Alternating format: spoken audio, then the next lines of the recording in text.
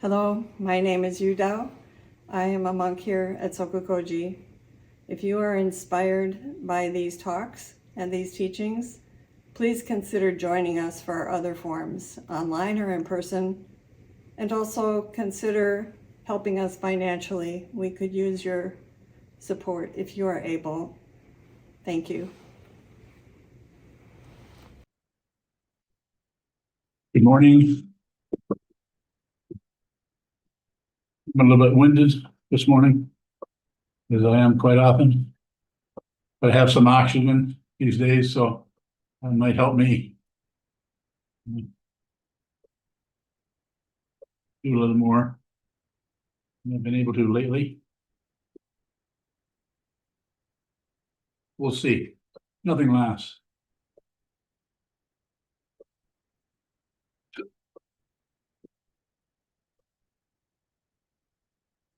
That doesn't mean we can't extend something a little bit, maybe. Perhaps all things being unequal.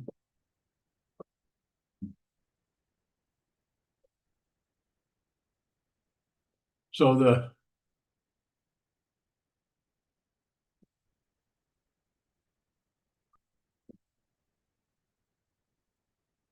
Dharma Talk title,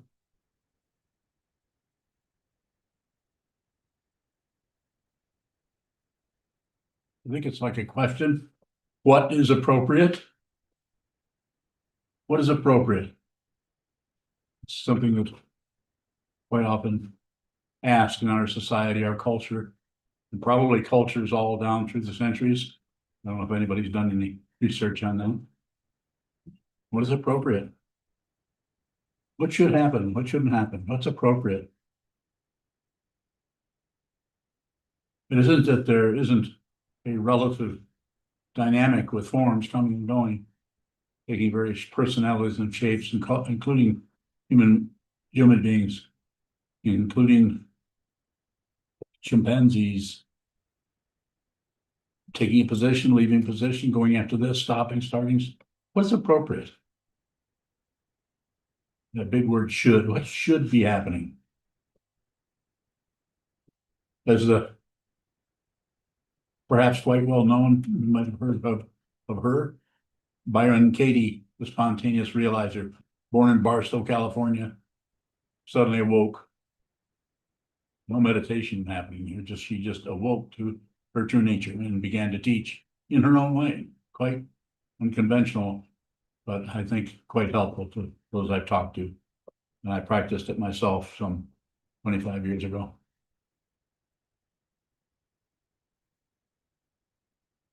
She basically said, how do you know it should be happening? Because it's happening. So everything is appropriate. To quote, or to at least paraphrase, the sage, it goes by the name of Nagarjuna, or Nagarjuna, however you want to say it, 2,000 years ago. Everything's appropriate. What does this address? It's a very clear, you could say, objective observation of causes and conditions. Anything that shows up this way was caused by other things. Something over here was caused by other things. You try to interrupt that by getting your way or getting something that you want to be appropriate.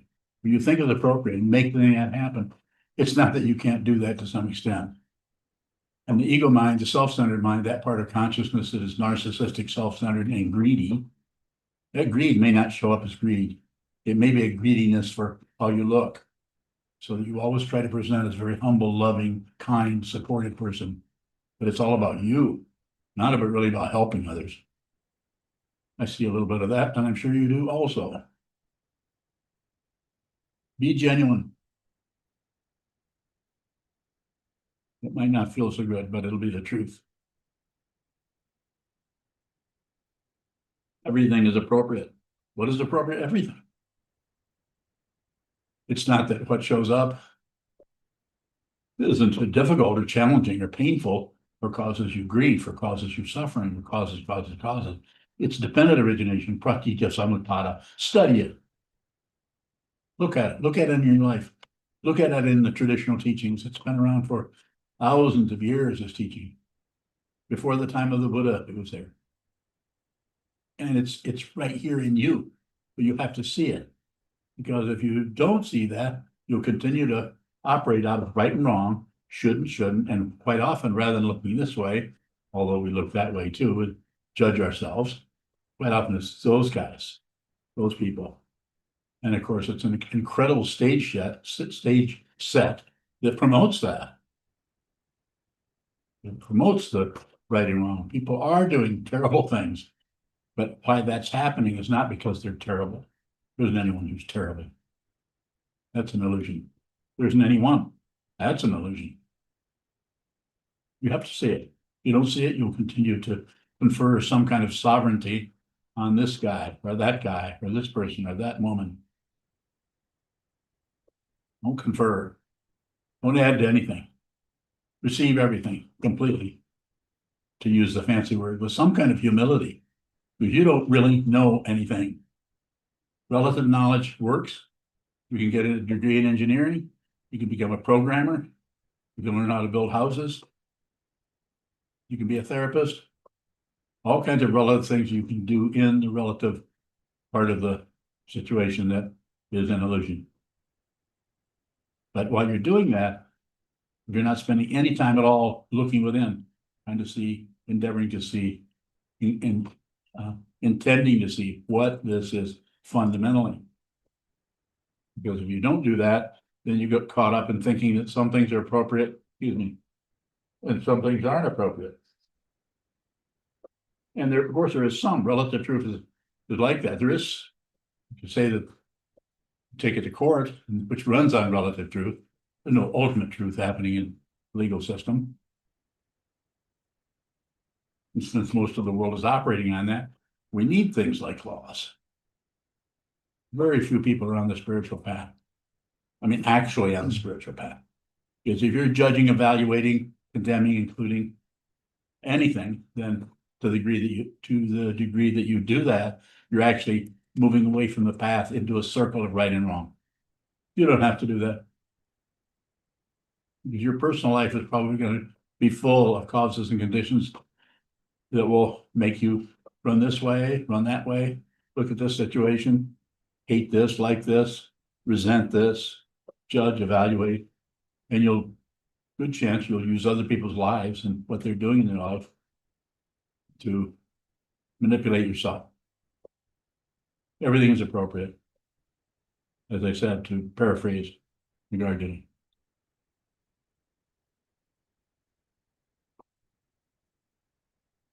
If one of my students, former students, took his fist and raged at me because I was pointing out his pride, their pride, and they did not like that, because it's embarrassing to have someone point right at your delusion. And they smash their fist through my kitchen table and break it. Was that appropriate? Yes, it's totally appropriate. Not so comfortable, but appropriate. And if I later on go to that person's house and hammer on the door and yell at them, is that appropriate? Yes, it is. Did that happen? More than likely. But trying to fix things, trying to correct things. And so the teaching I have here, which many of you have heard before, CCC, communicate, cooperate, collaborate. And when you communicate, listen. But if someone is not saying anything, if they're just saying, I don't know, I'm not sure, and they're withholding what is happening with them. Not a good idea. Not a good idea to do that. But then again, is that appropriate? Yes, it's appropriate. Why would that be appropriate if I just seem to be saying otherwise? Because the fundamental understanding is whatever shows up is the truth, relatively, ultimately, and completely, totally, without quarter.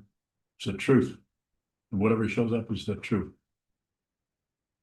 And is it an illusion? Yes, it's an illusion. It's both. But until you see that this is an illusion, you will not see that the ultimate nature and this are now separate from each other. in order to see that, you might have to spend the rest of your life examining the nature of your mind, the nature of consciousness, without evaluating, without judging, without concluding, without condemning, without accepting, rejecting, passion, aggression, and ignorance, or anything. Take no position on anything. And that way, that part of the consciousness we refer to as the ego begins to starve, because it gets its fuel, its nutrition from right and wrong, should and shouldn't. I'm right, they're wrong, or I'm wrong. I can't ever get anything right. I'm never gonna be able to figure this out. More illusion, more perpetuation of that illusion.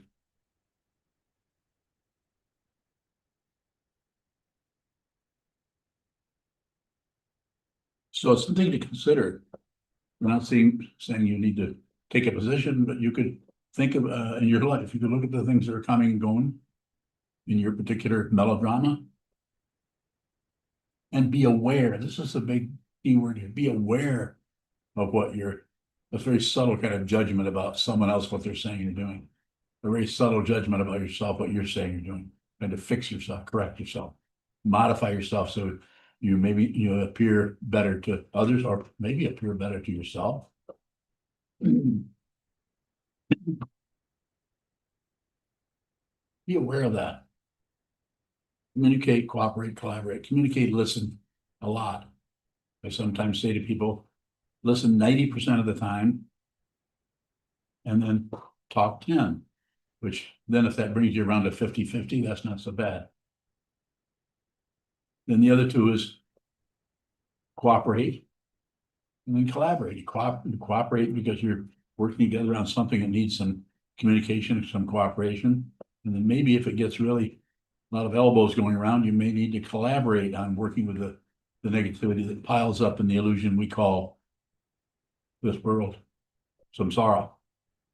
You need some help in that area.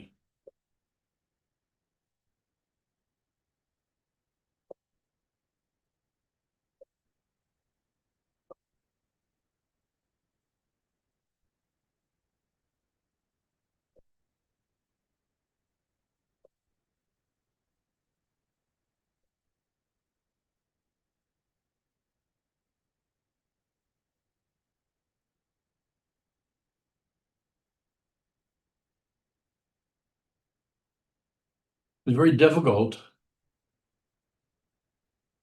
to get the security blanket that ego needs, is to have a position on anything. It just needs a position. And it can be right, or it can be wrong, and it can even be, I don't know. There you have it, passion, aggression, and ignorance. If you need that explain. I'm not going to explain it because there's only 3 of them: pushing, pulling, and shutting down. Passion, aggression is this very simple dynamic that protects the ego with a thin candy shell. Protects it. Feels good, feels correct, feels right. Opinions, judgments, evaluations, conclusions give us a kind of security that is doing what? Protecting something that is basically unreal. It's a lie. You are not a solid, separate being. Don't believe this. Don't believe me. Look for yourself. Look here. That doesn't mean look at your rib cage. It means sit down, hold still, and watch what moves in the consciousness. Because when you're watching what's moving in the consciousness, you're looking within. Consciousness is not here laying on the floor like a bag of marbles. Consciousness is this. Consciousness is, you have to start here until you see that everything is consciousness. There isn't anything but consciousness. Consciousness only. Thousands of years of teaching have said in different ways, in the Buddhist tradition and in other traditions, everything is consciousness. Confusion and delusion. Consciousness. It's not the same, it's not different. Very difficult, challenging area for the thinking process, the evaluation mind, analytical mind to deal with, because it wants results. It wants to know what's appropriate, what's not so appropriate, so that we can control it, judge it, evaluate it, blame someone, take them to court, get a divorce. as Byron Katie said, how do you know it should be happening? It's happening. What an incredible way to perceive the nature of reality themselves, herself, and be able to express it in just everyday language instead of everything's dependently risen or something like conceptual thing that a bunch of men thought up thousands of years ago. It was accurate, but it's conceptual. She just said, how do you know it should be happening? It's happening. All she was doing is showing you through her statement that she looked at dependent origination and saw there was no praise, no blame. There's no self anywhere. There's no being.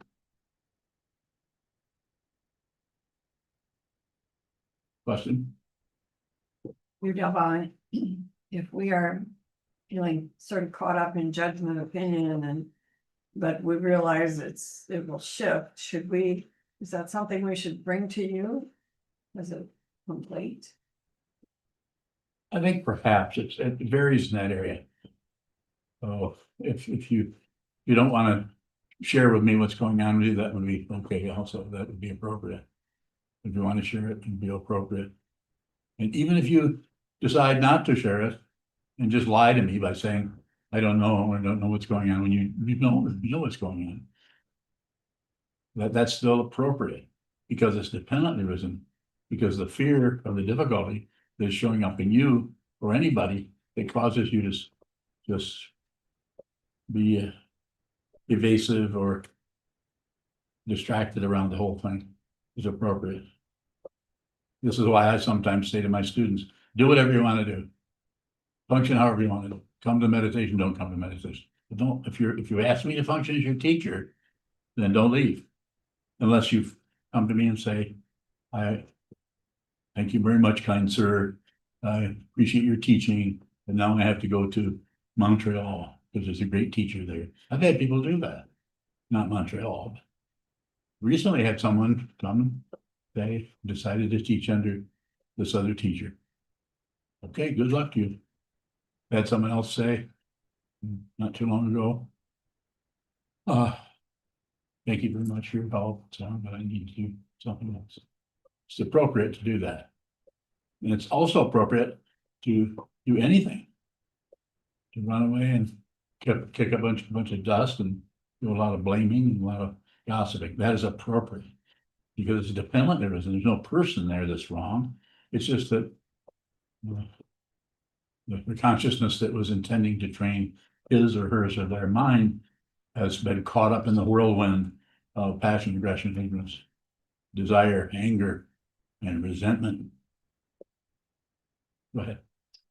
You Devon, if we really don't understand what we're caught up in, is that a repression of some kind? Are we just ignoring? Yes, repression, ignoring, probably, but the important thing is not to go into it conceptually. Just look at it.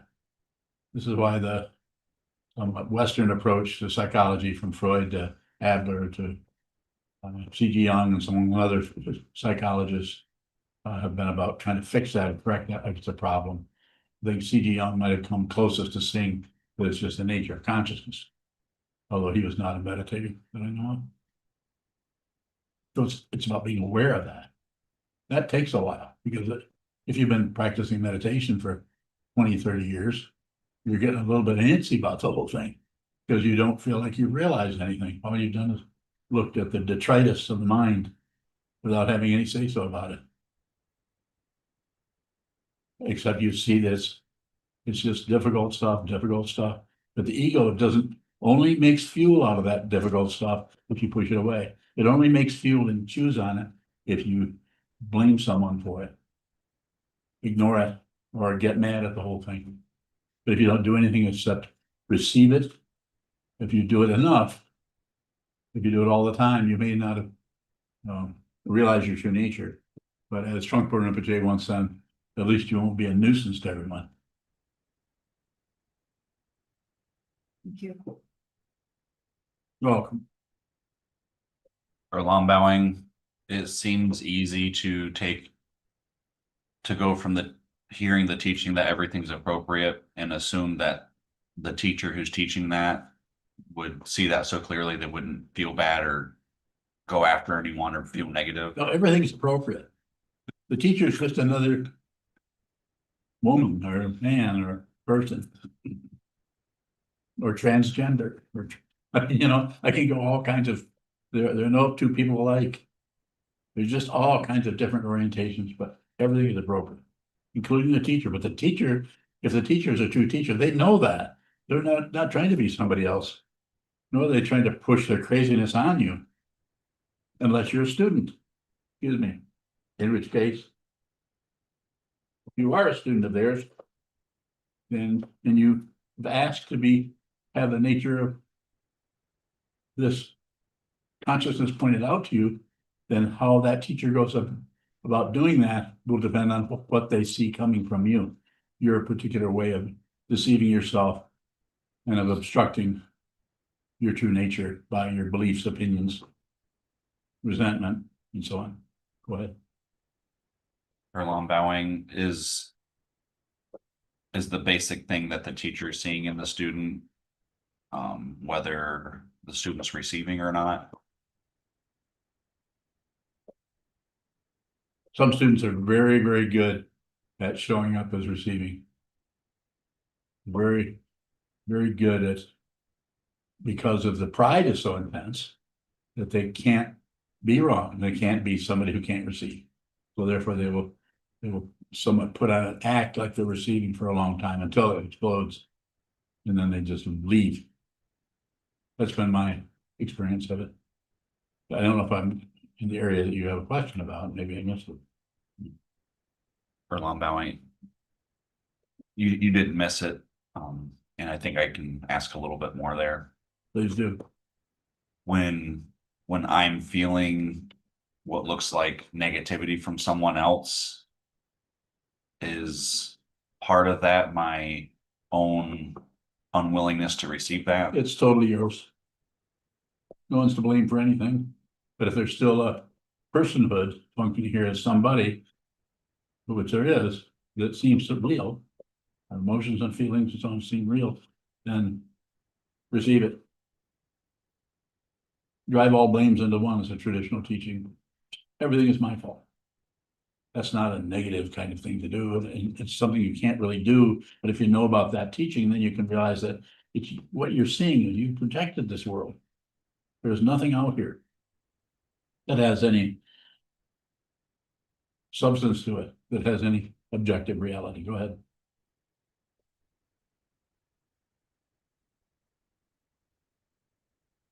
Prolonged bowing. I'm not sure why the question is coming up this way, but it's on the spiritual path. Is there such thing as a good life? Well, it's all good. You hear that? It's all good. But that includes everything. Includes the difficulty, the frustration.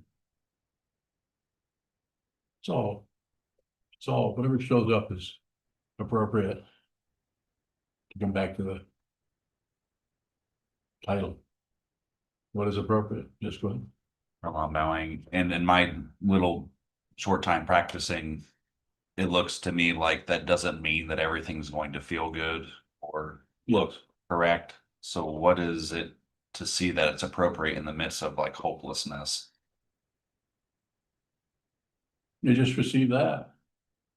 That's just a word that's describing something, consciousness, hopelessness. Like if you use it in the sense that it sounds like it's being used, you lost all hope. So it's like you're not tied into some kind of imaginary future where things will get better. They may get better, they may get worse. But hope and fear are polarity. Fear of something, and then hope. So the negative part, fear, and the positive part, hope. Both of those are unreal.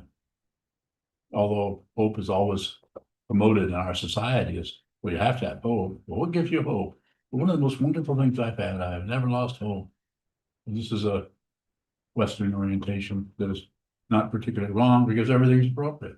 But it's based on dependent origination, on causes and conditions, cultural situations that people believe are true. And this path is about seeing the truth, not just believing, disbelieving, or ignoring it. It's about seeing it yourself. When you do what the Buddha did 2,500 years ago, you realize it. So there, if you realize that you see there isn't anyone else. There's just consciousness. And personhood is an illusion, but you don't get rid of it because it's appropriate. If it's appropriate, why would you do anything? That's a rhetorical question, which means you should answer it. May I answer it with another question? Let me think. Yes.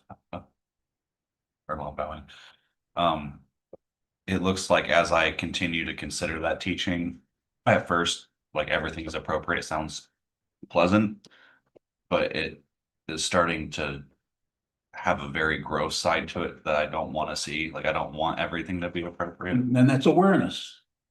So let me just jump in there and say that no matter how you feel, it's just awareness of that. The awareness is what's important, not what shows up. And that's why I say, it's been said maybe before we got here, doesn't matter what you do. Because that's dependently arisen. But it does matter that you're aware. You need to be, if you're on the spiritual path of intending to see the truth of what this life is. It's a very temporary situation that shows up for a number of years and goes away.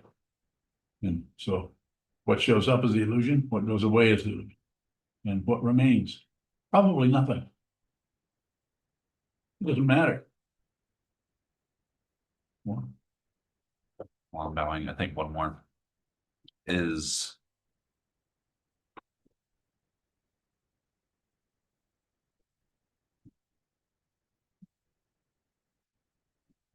being pessimistic, a bit of a commentary or grasping at the situation. more than likely. But there again, it's just about being aware of that. You don't have to stop being pessimistic. And you don't even have to give it that kind of a nomenclature. You could just notice that kind of emotion or feeling or negativity, shall we say, can be called that. As soon as you name anything, you start to back away from what it actually is. And you begin to lose track of the causes and conditions that brought about such a thing in the first place. Whereas if you don't know what it is, you just have a feeling that you 3 weeks ago would have called pessimistic. Now you're just dealing with the texture of the feeling. You that way there can be some more clarity about causes and conditions, dependent origination, that contribute to that kind of a situation, that kind of a temporary arising in consciousness, temporary rising in dependent origination, causes and conditions that takes you this way or that way. Just observe, just receive, liberate yourself. Chandra bowing. Why are we so stuck on right and wrong? I mean, the questions we're asking you are, is this okay? Why?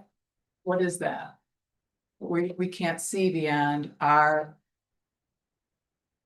attachment to right and wrong. The issue begins to be at some point, at first it starts out being, don't go there, don't go to right and wrong. And then when we see we cannot help but go to right and wrong, then it's about being aware of that rather than try to stop being right or wrong, trying to control it. So it's a control situation that arises that gives nutrition or support to that part of the consciousness that thinks there is a being connected with the five skandhas: form, feeling, perception, concept, and consciousness of six sense fields and their objects.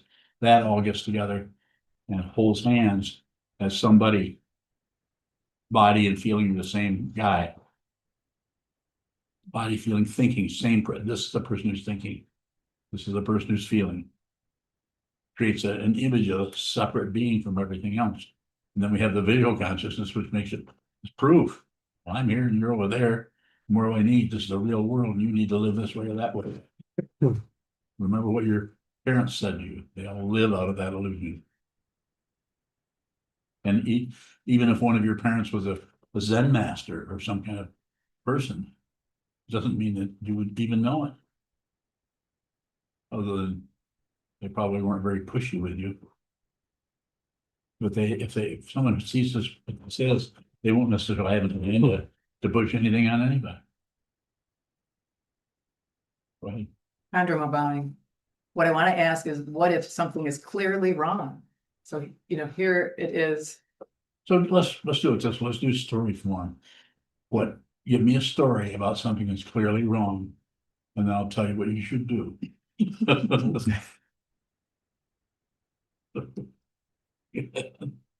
Condom bowing, I want to use something really mundane, like resentment arising.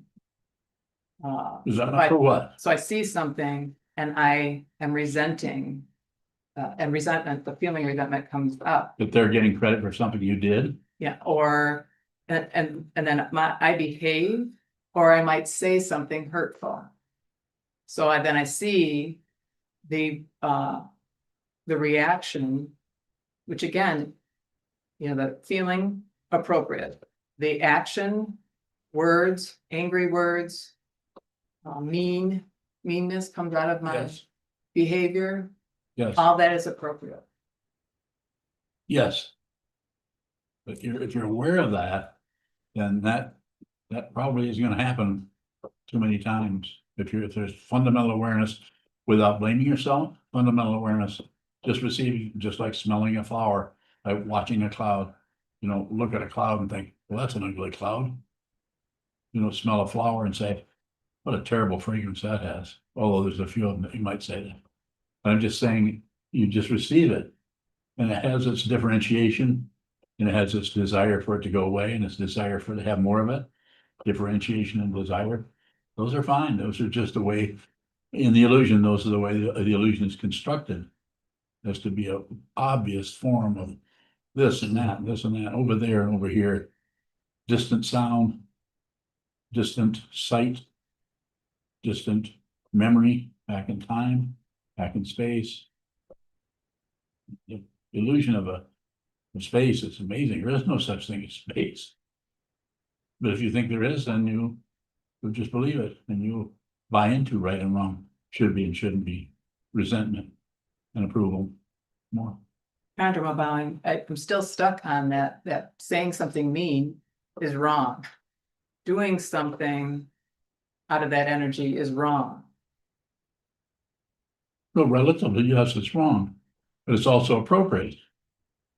You feel that way, and you're upset, and you function out of relative truth, out of believing in the illusion. So yes, it has, just like someone who gets upset with the teaching person and runs away. Of course, it's appropriate. It might be, if you looked at it relatively, you might say, pardon me. You might say, well, that's too bad that had to leave a situation where they were getting fundamental, capital F here, fundamental help with the nature of their consciousness. But it's not wrong. It's just they don't know why some people can continue to receive this kind of a teaching and other people just start to get reactionary about it and run away. But there's nothing to correct anywhere. More? Condom bowing. So then as a student of the Dharma, I guess there seems to be duality. It seems to be like the perfect window or doorway into duality, where something is not right or wrong. We can see the behavior that we so clearly classify as wrong. Feels uncomfortable as the giver, and it feels uncomfortable as the receiver. And yet it's appropriate. It's not. It's appropriate because we don't go into the right and wrong so much. We realize that, or we're aware of that, but we realize that the causes and conditions that bring about any apparent singularity of an event, singularity of an emotion or a thought are dependent on countless. Countless. It's just multitude of things that are causing any particularity of an event, a bird flying through the sky. There's so many things that are behind that. So to single something out as that shouldn't be flying there. Then you missed the fundamental nature of the illusion, which is beyond time and space. We believe in time, so we believe in cause and effect. This happened, therefore that happened, which is basic teaching of the Buddha. When this occurs, then that occurs. He's just telling you how the illusion looks. And he wants to get you, my understanding, he wants to help you. Just watch what moves. Don't accept it, don't reject it, don't ignore it, don't join anything.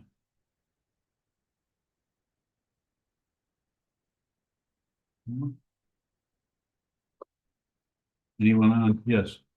Ilka bowing, is this question of what is appropriate the Bodhisattva vow? Bowing. I'm not sure what you're wanting to know. Ilka bowing. We say save all beings or be with all things. This seems to be saying appropriate in relation to anything that shows up. Well, it's a spiritual path, where there has to be some kind of singularity, since we're trapped in the illusion. We pick out one of the singularities. It's called devotion. And we just go towards that no matter what.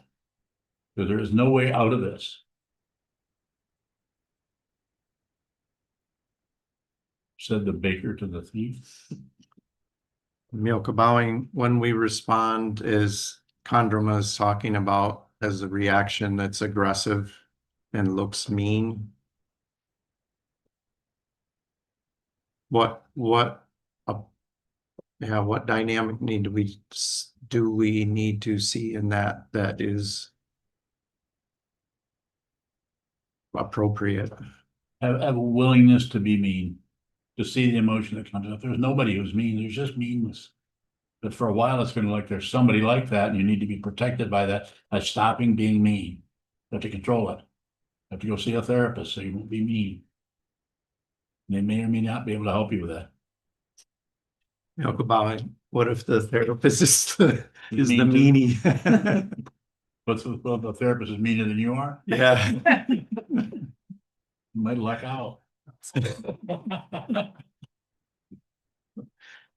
So it comes back to the simple word here is control. We want to control, we have negative feelings, we want to control them. And so that's why a little while ago I used the word humility.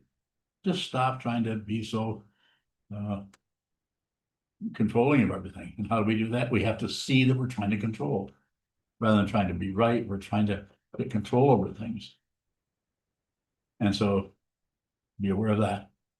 Don't change it. You might have to spend the next 20 years trying to control everything and trying not to be mean, but it's about awareness, not about success. There's no success story. That's spiritual materialism, material materialism, psychological materialism, getting somewhere. It's a difficult area because it's much easier and much more accessible to just work on the right and wrong area and fix things, to be an attorney. Well, Thank you. Jushin, Jishin bowing. Is everything is appropriate an attitude to treat everything as a teaching, no matter from whom it is coming? Bowing. so my way of saying that, first of all, yes, but my way of saying that is if you're always a student, if you always just receive, just everything that talks to you, of the noise of the equipment on the road that they're trying to repair the road. Listen, this machine that's sitting over here cranking away, that giving me some oxygen that my body doesn't seem to be able to bring in. It's making a little racket here. But there's something about that's very interesting. Wouldn't you say? It has an interest. It's not that you're getting something valuable from it. It's just that it's just interesting. So you're receiving it. And you might notice that as you receive it, if you practice receiving, if you practice meditation, if you practice being aware for a number of years, maybe decades, eventually you receive things without knowing what they are. And then if you do that, that's the initial part, you don't know what it is. And then you'll notice the mind will go towards some kind of reference point. It might match up with this or that, might do any number of things. And it might just, mine just might not know what that is. And there again, it might also go towards some kind of meaning, some kind of abstraction about it, also appropriate. Keep it as simple as possible. One of the teachings I've given is don't do anything unless you have to. If you can do that, if you can just understand that, then, and also less is better. Don't do much. Hold still.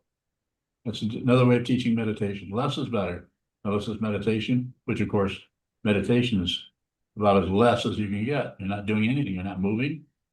You're just observing, like sitting by a stream, looking at a tree trunk, looking at a wall. Just find out who you are. Don't get your identity from me, anything from the world. Get it from here. And when you get it from here, you'll see that you are this. This is not a separate thing here. Other people, their voices, where they shop at, not separate. Not the same. Naveed. Naveed Bowing, if everything is appropriate, it seems to me that even though you might be feeling sadness, you can't really be sad. So I was wondering if does someone who has realized his or her true nature go through everything with contentment? Bowing. So I'm not sure what it is you want to know. I have a sense, but can you be more, what is the actual question?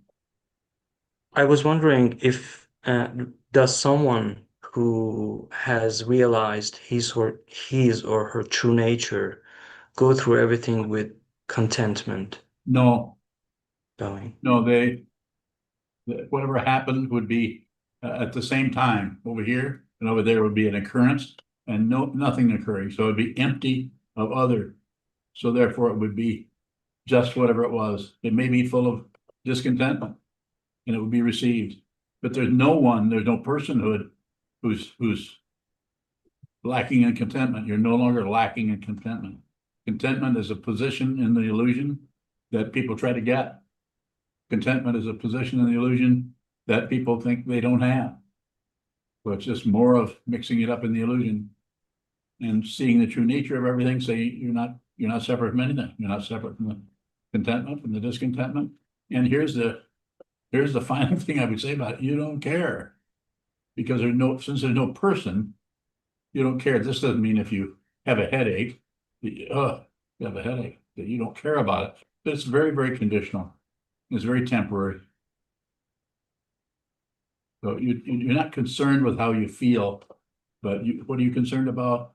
If you're on this path, if you've even informally received the vows to be with all things, to save all beings, to put others before yourself, then you're concerned about people who are caught in the illusion and you endeavor to help them, even though they may not appreciate you. And helping them might be minding your own business, leaving them alone. That might be the most help you can give to certain people. Give them no advice. Make them drag it out of you. More? Naveed. All right, now thank you. You're welcome. Yes. Chandra Bowing, there's a question from James on Zoom. Is rejoicing in a person's indulgences of fortunate life situations that obscure their insights gained by misfortunes inappropriate? No. Thank you, James. I think Peter has a question on there. I saw it pop up on the screen, but He had to bow out. oh, he did. Okay. I thought there was a question. Milka Bowing, question from Ath on YouTube in the UK.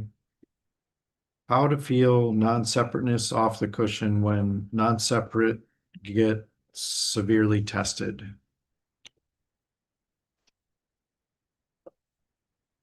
I don't feel non-separate. I'm not promoting. I'm promoting receive.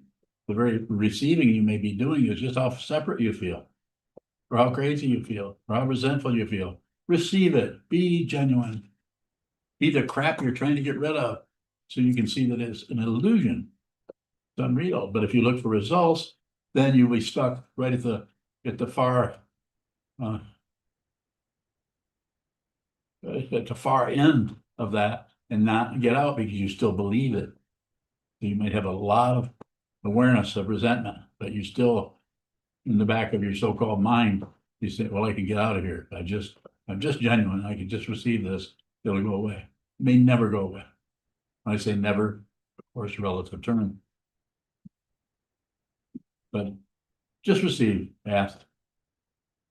No, it's not, doesn't matter what happens in consciousness. Whatever comes and goes and comes and goes, just be aware of it. It's just like the moon. You're just a moon. All you do is receive. Light comes from the sun, you receive it. If it goes away, you receive it. The light hits the sun, the moon, and reflects onto the earth. You just watch the moon go through its phases. Nothing is appropriate. Nothing is lost. The light doesn't go away. Nothing is gained. The light doesn't come back. It's just cyclic movement. The illusion is just full of cycles. Everything's going in a circle, including the crazy, insane ego mind. If you just observe that instead of trying to fix the darn thing as if it has some kind of credential behind it, just watch in your particular life, your particular karma, your particular 15,000 lifetimes is showing up in this particular life. You're sitting here in front of someone who's endeavoring to teach the Buddha's Dharma, 2,500-year-old tradition of awareness, not belief, awareness. And you're listening to me say, just be aware. Whatever shows up, receive it. Probably won't be comfortable. Because if you look at the First Noble Truth, it says, life is suffering. How kind of the Buddha to start right out without any promise at all. No promise. Do this and you'll feel great, you'll feel better. Buddhism is not a cult, although it can be made into one if you're trying to control anyone.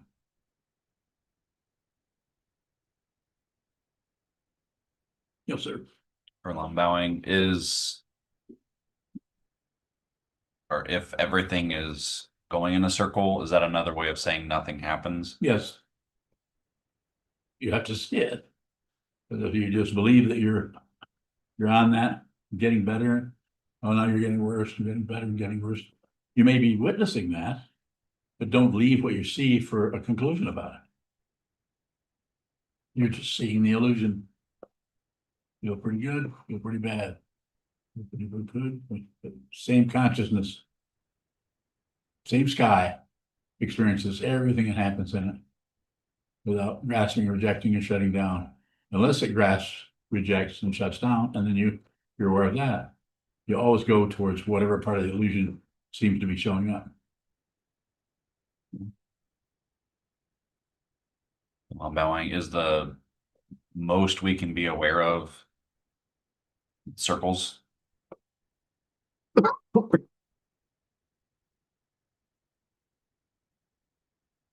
Well, that's a way of talking about it. You're just aware of the circularity of everything. Things are coming and going, coming and going. It's an illusion.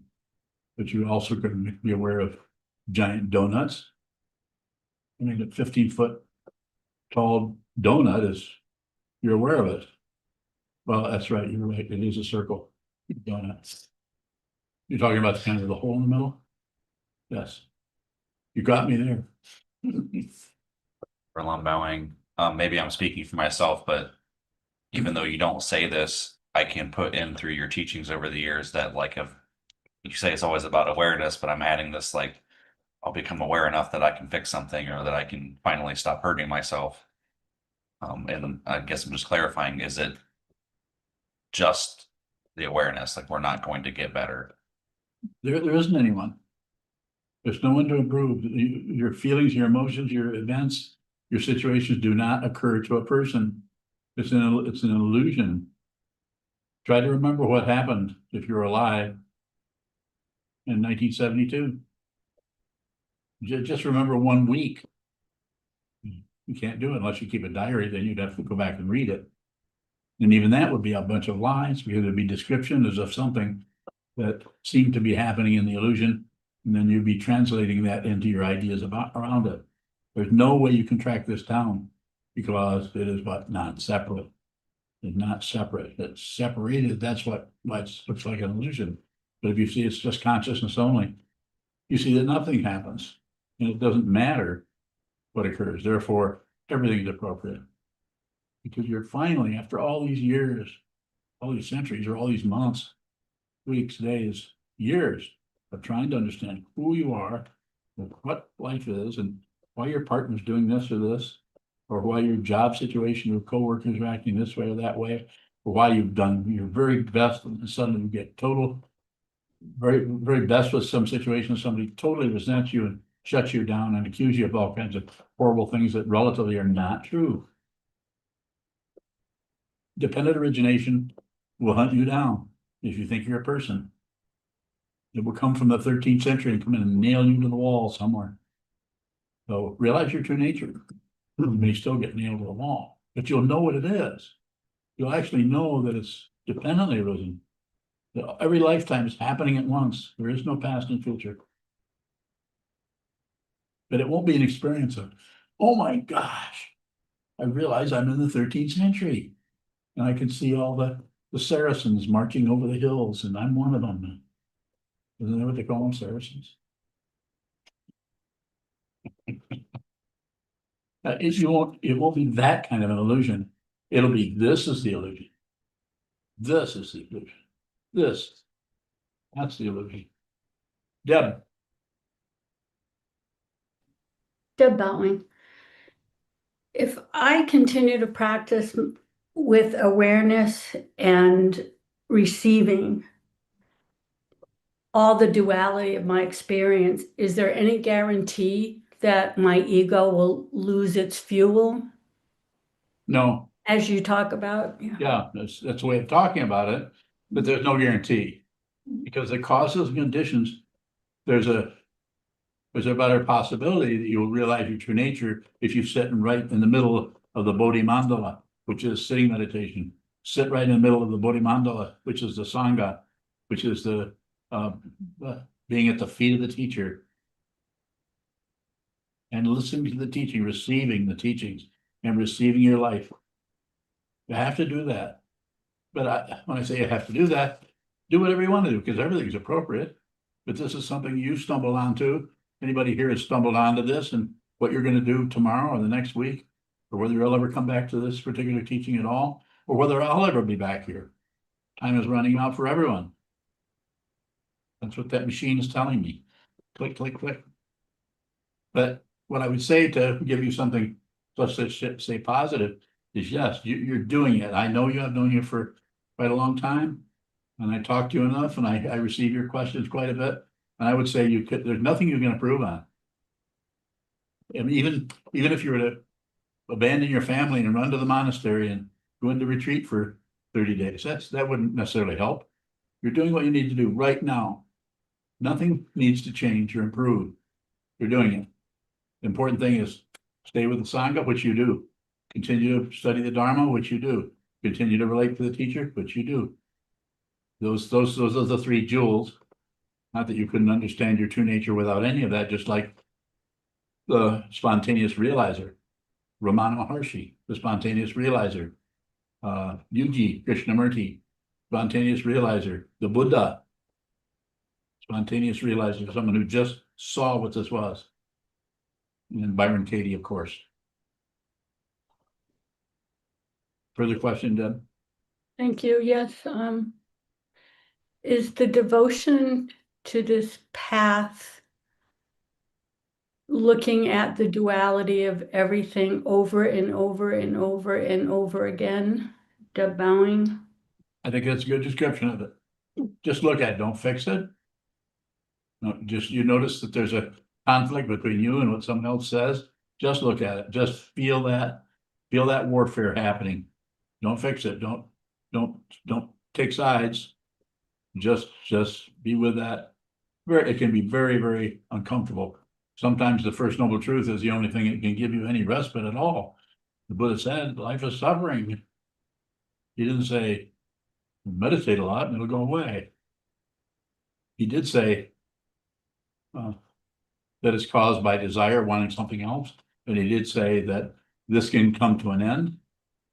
But he wasn't specifically talking about suffering. He's talking about the grasping, the rejecting, the shutting down, the passion, aggression, ignorance, which rotates around a self-centeredness and ego.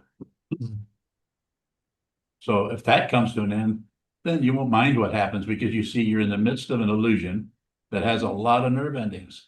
So you're not going to get the pain to go away. You can't meditate away your headache.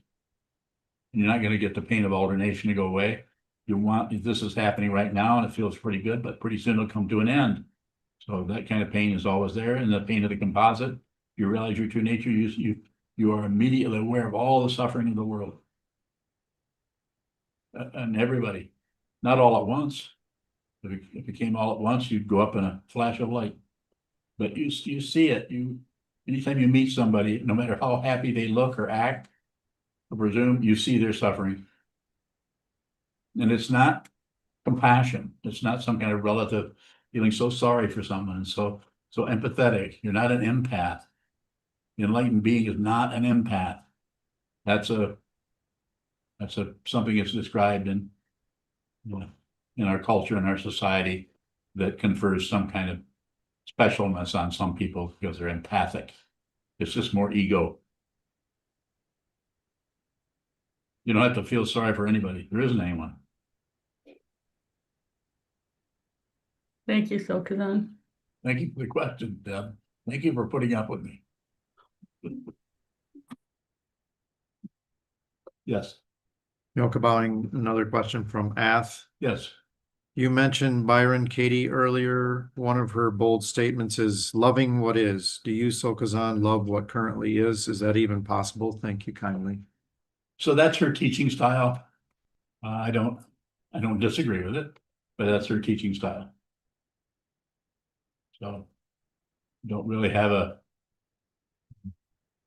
So the loving what is, if I were going to take exception to that, and I've never met her personally, but I've studied her work quite a bit. I think I've probably read everything that's ever been written by her about her in the past 25 years. One of the books that's the best, I can't remember the name of it, there's a really good book about her early work that's out of print. And they don't want it out there because it's too radical stuff. But they like the more polished, loving what is kind of approach. More accessible, more people are able to relate to that. Just love what is. So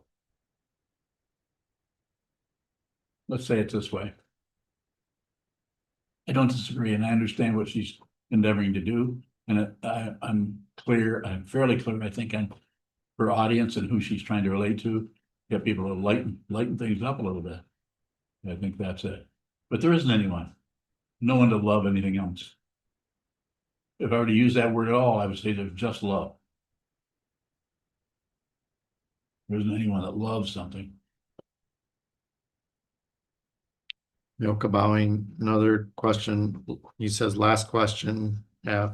Bowing, not sure how to ask it. If someone has anxiety and that anxiety is chronic, how is that appropriate, particularly the latter? The latter, like, how is it appropriate? I thought about it too. Step ladder or stairway, ladder or stairway, ladder. So, it's appropriate because anything that arises has causes and conditions behind it in the illusion of space. This caused that, and time. First this was happening, then this was happening, but all of that is unreal. The entire thing is unreal. Imagine if time and space is unreal, how can any event, including anxiety, have any import or consequence? It's unreal. It doesn't mean that it's just like a scary movie. It seems real. We believe it. We run out of the room, or we turn it off, or we sit and chew our fingernails. Yokabowing, one more from Spool String. Okay. Hi, how to receiving bowing. If I understand what you're wanting to know by the question, I would say just practice it, just intention.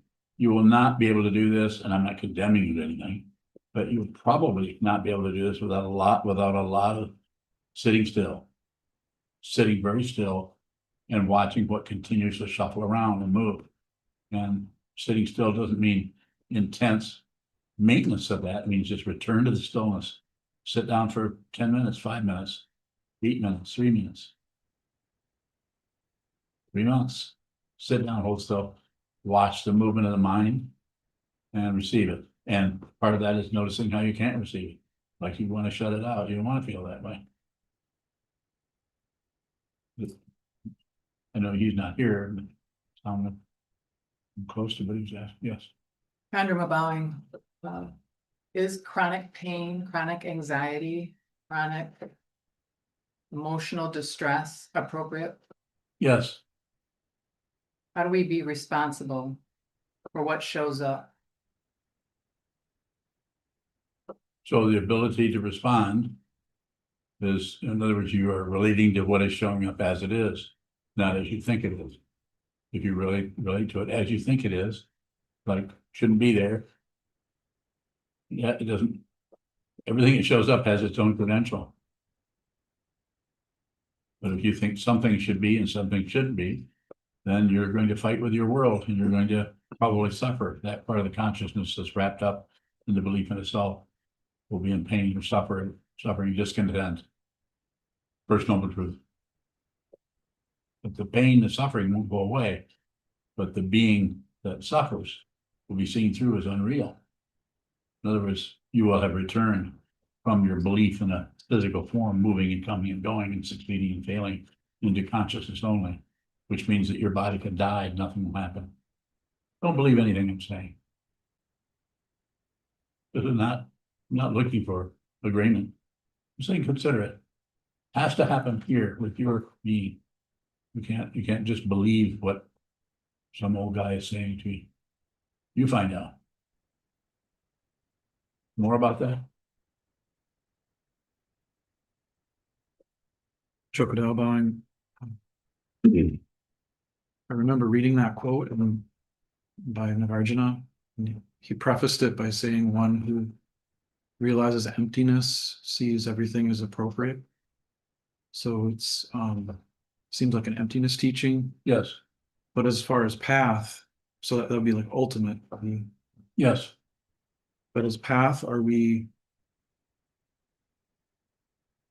noticing what we feel is appropriate or not appropriate? Yeah. In a duality? Yes, it just takes a while because for a while we have a veneer of concepts and opinions and judgments on top of what arises that prevents us from seeing fundamentally what arises. So we have to watch what comes and goes, sitting down, practicing sitting meditation, shikantaza, as I teach it anyway, and watch what moves until we eventually see that that which comes and goes is not exactly what's coming and going, but we're seeing our presumption, our concepts, our ideas, our judgments, and our values that are laminated on top of it. But if you watch it long enough without pushing it, you push it, it fights back and says, "No, I'm right. I'm the correct." But if you ignore it, then it also stays in the shadows and keeps creating chaos in your life. Blame anybody, same thing, passion, aggression, and ignorance. But if you just look at whatever rises, eventually the veneer of self-centeredness starts to come apart because it is another stage in the illusion of a duality or separation. So it starts to come apart and eventually you begin to see what it is. Underneath all of that is what it is consciousness only. And so this is why it's called emptiness, because it's empty of your projections about it. It's empty of your concepts, empty of your ideas, but you have to look at the ideas first to see that it's empty of those. And eventually you see, to use the relative way of talking about it, you actually see through the concepts into a completely open dimension that we call shunyata. And we have to talk about it a little bit. We can't teach it, but even shunyata is extra. When you see it, you won't even use that name. Unless you teach it, then you might have to use it. But if you see it, it has no label, has no words. And you won't know it. You'll know in a sense that's beyond relative knowing, like water is wet or fire is hot. Earth is hard. Those are relative things that you know relative to you know this in a way that goes beyond right and wrong concepts of existence, non-existence. More? Chokodao bowing. It's, seems like we're getting hung up on everything's appropriate, similar to everything's perfect, like the great perfection. Are those teachings similar? Same thing. So we have to start out somewhere. In the Dzogchen masters, along with Nagarjuna, are just saying you can't, any kind of judgment is just, it's covering up and perpetuating the primary illusion, which is duality. So I don't think, it doesn't sound like you're getting hung up on it. You see it as a teaching, you're able to talk about it. So, but you might get hung up a little bit because we tend to believe our thoughts and our emotions and our feelings, so might be difficult. One. Chokodao bowing. So the way it's showing up is I probably don't catch most of the things I think are wrong. But it seems like with a lot of sitting practice, I might notice some blame or something like that. And if I can catch it and maybe use the word, I don't feel like that's appropriate. There could be a little, it might not change it, but are we just kind of trying to catch how we're reacting to things? Be very careful of that. Very careful of trying to control or modify or find some area where you might get a little bit of say-so about it. It's not that you couldn't, and it's not that it relatively it might be a very good thing to do. You're cleaning up your act. You're not being quite so inappropriate with others, and you're not judging people as much. And you can spend years doing it before you eventually realize you're just going to have to be who you are. You're going to have to be the causes and conditions that arise as this particular human being. You're going to have to stop fighting with those, stop trying to change them. Less is better. You'll find that you'll actually, there'll be less mistreatment of others or abuse of others if you just don't do anything, including fix yourself or try to present as a kind, helpful, loving father. Yeah. So I think we're at the end of our migration from this to that. So thank you so much to all of you for attending, especially those of you I only see once in a while, but all of you, actually, thank you for attending. Thank you for questions. Thank you for considering what's being taught here, including the questions and answers.